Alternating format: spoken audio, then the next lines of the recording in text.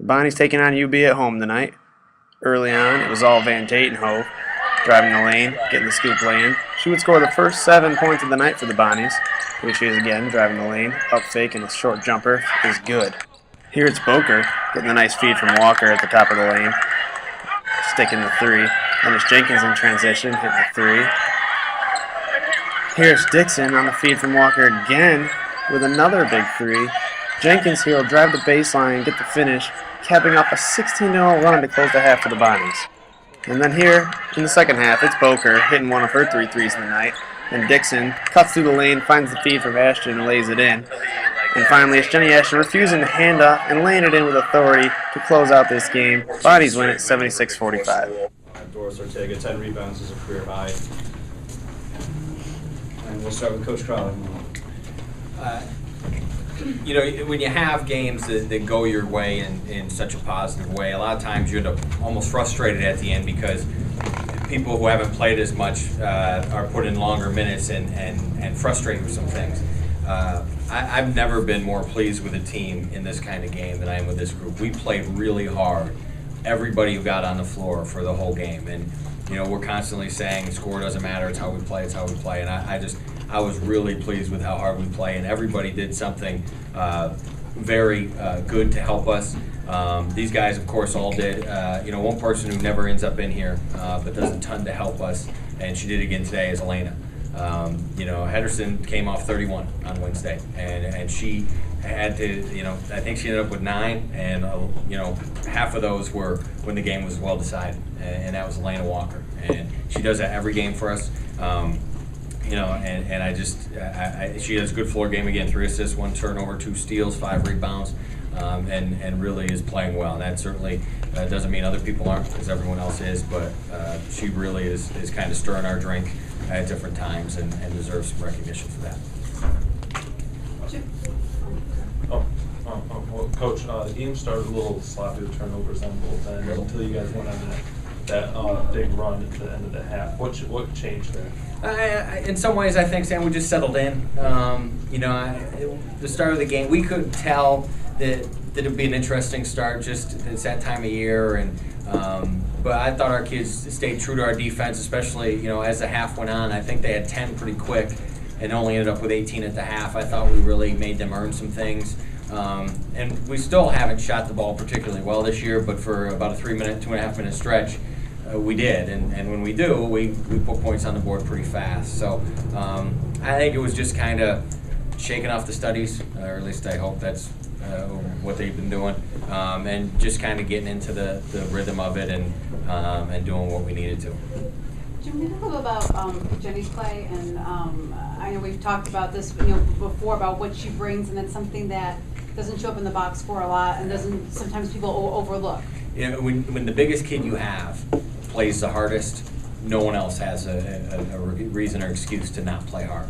And she plays hard every possession. And I've said it before, she's also one of the nicest kid I've ever coached. And everyone on the team thinks the world of her. So when she does make those plays or does things, it just gets everybody going. And, you know, her energy lifts us every day, not just in games. And it's a real credit to her that she's stuck with things.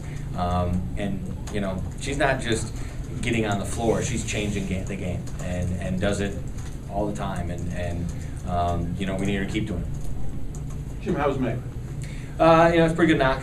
So, you know, we're going to slow it down, and thankfully we don't play for a week. And, you know, knocks on the head are rightfully very cautious with those, and we're going to be. Could she have come in if you needed? No. I mean, even if it was close, I mean, I wasn't going to. Right. It's just, her health is way more important. And, you know, she had one before a couple years back, so, you know. And again, a great job by everyone else, really raising their level. Jenny, can you just, you know, talk about, you know, being in the position that you're in, and then getting a bunch of minutes and coming in the game like this? I mean, the game was yeah, you had that nice lead, but, you know, Meg gets hurt, and being ready to take that role of stepping in and going in when at a moment's notice. Well, I'm just the person on the team that needs to, you know, do the things that need to get done, like play defense or get rebounds, and, you know, I just look to get assists for my team and make sure we get points on the board. Chelsea, you started the second half in place of Megan. When you saw her go down like that, what do you think as a player? I know that that's my time to step up because we all really lean on Meg, and we know that she's a big part of our team. And then when she's not in there, it's not really a time to freak out. It's just a time we need to settle in and do what we do. So. And you started quite a few games last year, and then you start this second half. If you have to start again, are you more comfortable with that, or do you prefer playing coming off the bench? I mean, I'm fine with anything. Yeah. I'm still gonna have the same mindset as if I'm sitting on the bench at the beginning of the game or if I'm starting. Jessica, I mean, I'm looking here, 33 bench points, and we talk to you and Meg a whole lot, but there's a lot of people on this team that contribute, whether they start or not. And just talk about, was that 8-1 now? I lose track of how many wins you guys have, but the contribution of the team, and especially of the bench, and in a game like this, it's a big pride game for you guys. Yeah, definitely. Our bench has always given us a lot of lifts. I mean, it's not just this game; it's every game, and it's in practice every day. When we scrimmage in practice, it's always competitive and close, even when it's starters and non-starters. So they're always playing really hard and giving us lifts and making us better in practice. Coach, Armelia's minutes were limited again. Was that her getting back into things, or was that? Yeah, I think so. Arm gets into where she overthinks things, and she had that going on a little bit, and that was causing her to be frustrated. And instead of trying to grind out and frustrating her more, we just and other people were playing well. So we're gonna need Arm. We're gonna need her a lot, and she'll be better. She's worked too hard to not be better. Any other questions? Thank you. Thank you.